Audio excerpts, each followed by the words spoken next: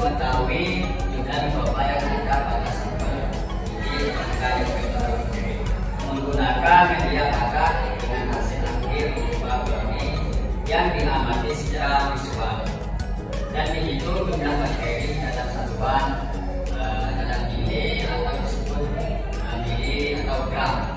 Pada pengujian angka mikroba bakteri menggunakan dua kontrol, yaitu pertama kontrol media, kedua kontrol pengikiran. Tujuan pengikiran adalah untuk membuat larutan yang lebih encer dari larutan yang bukan atau disebut sampel. Untuk mempermudah penanganan mikroba, mengurangi kepadatan bakteri pada sampel, mengurangi jumlah mikroba yang jumlahnya berlebihan di dalam daerah. Pengamatan pada proses itu dilakukan dengan pengikiran terbuka, menginokulasi pada media PGA serta perhitungan jumlah koloni yang mampu setelan inkubasi, sumber koloni pada jamur dan berasal dan bahan baku jamur, alat penanganan dan lingkungan. Bahan jamur bisa terkontaminasi mikroba yang ada di tanah atau udara, alat yang tidak steril dan kondisi di lingkungan.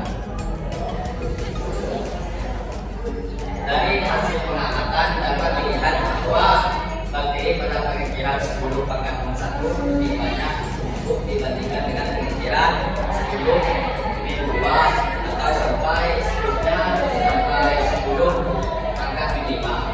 Hal ini dilakukan agar dapat membedakan jumlah koloni yang ada dan tujuan dari pengejaran itu sendiri.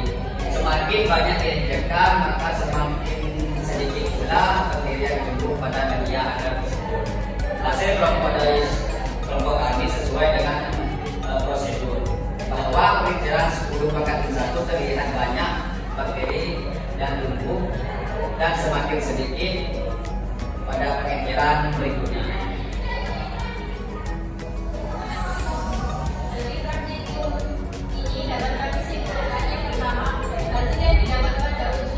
Yaitu 96,52 mili dan untuk hasil pengejaran selama 24 jam adalah 1.125.370. Untuk 48 jam mendapatkan hasil 1.462.660.